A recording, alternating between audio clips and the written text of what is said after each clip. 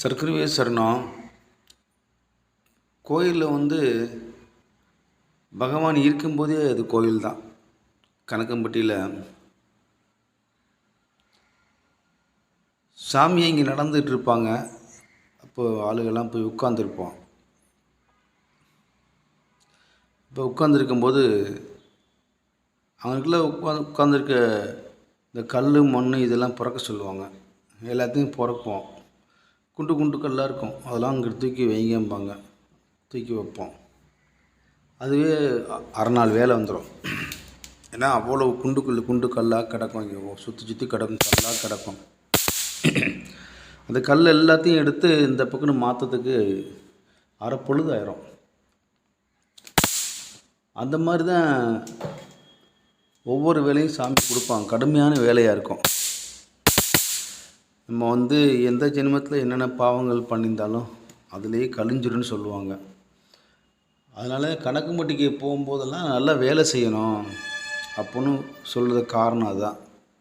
அங்கே போய் நம்ம ரெஸ்ட் எடுக்கிறதுக்கோ சும்மா வெட்டி கதையை பேசுறதுக்கோலாம் போகக்கூடாது. அங்கே போய் வேண்டிக்கிட்டு நல்லா வேலை செய்யணும். நம்மளால் முடிஞ்ச உதவி சாமிகிட்ட இத்தனை வருஷம் கும்பிட்டேன் அத்தனை வருஷம் கும்பிட்டேன்னு சொல்லிக்கிறதுல பெருமை இல்லை.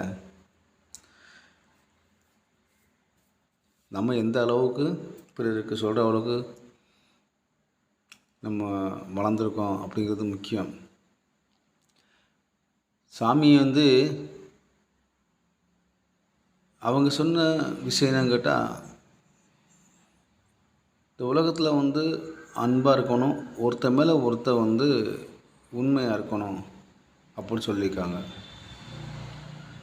சிலர் சாமின்னு அப்படி கையெடுத்து கும்பிட்டு அப்படியே நீங்கள் இல்லாட்டி இல்லை சாமி அப்படி இப்படி நடிப்பாங்க.